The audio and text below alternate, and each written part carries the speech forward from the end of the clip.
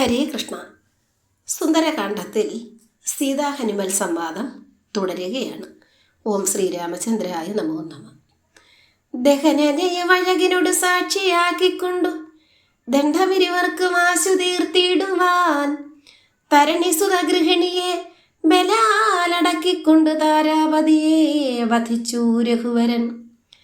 ദിവസകര തനയനു കൊടുത്തിതു രാജ്യവും ദേവിയെ ആരാഞ്ഞു കാൺമാൻ കവീന്ദ്രനും പ്ലവകുല പരിവൃഢരെ 4 ദിക്കിങ്കലും പ്രത്യേകമേകൈക ലക്ഷം നിയോഗിച്ചാൻ. അഗ്നിസാക്ഷിയായി ശ്രീരാമ സുഗ്രീവന്മാരെ കൊണ്ട് ഞാൻ സഖ്യം ചെയ്യിപ്പിച്ചു. സുഗ്രീവന്റെ ഭാര്യയെ ബലമായി ഭാര്യയാക്കിയ ഭാര്യയെ രഘുരാമൻ വധിച്ചു. സുഗ്രീവന് രാജ്യം തിരിച്ചു കൊടുത്തു. ദേവിയെ കണ്ടുപിടിക്കുന്നതിനായി ഓരോ ലക്ഷം വാനരവീരന്മാരെ വീതം 4 ദിക്കിലേക്കും സുഗ്രീവൻ നിയോഗിച്ചു. അതു പൊഴുതു രഘുപതിയും അരിവടരികെ വിളിച്ചങ്കുലീയമ്മ കയ്യിൽ നൽകിയിടിനാൻ.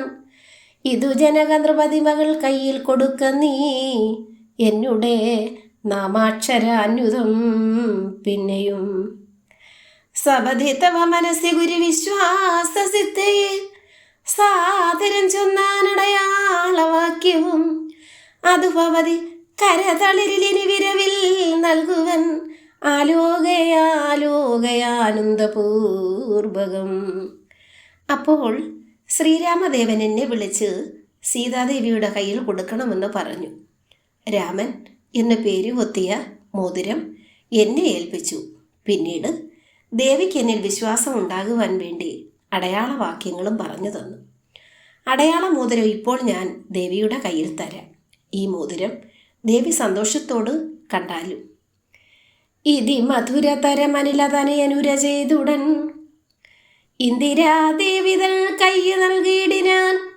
പുനരധിക വിനയമോട് തൊഴുതു തൊഴുതാതരാൽ പിന്നോക്കിൽ വാങ്ങി വണങ്ങി നിന്നിടിനാൻ. മിഥില നൃപസുതയും അത് കണ്ട് അതിപ്രീതയായി മേന്മേലൊഴുകും ആനന്ദബാഷ്പാകുലാൽ. ഇങ്ങനെയെല്ലാം പറഞ്ഞ വായുപുത്രൻ സീതാദേവിയുടെ കയ്യിൽ മോതിരം കൊടുത്ത ശേഷം തൊഴുതുകൊണ്ട് അല്പം പുറകോട്ട് മാറി നിന്നു. മോതിരം കണ്ട സീതയുടെ കണ്ണിൽ നിന്നും സന്തോഷാശ്രുക്കൾ ധാരധാരയായി ഒഴുകി. ഹരേ കൃഷ്ണ.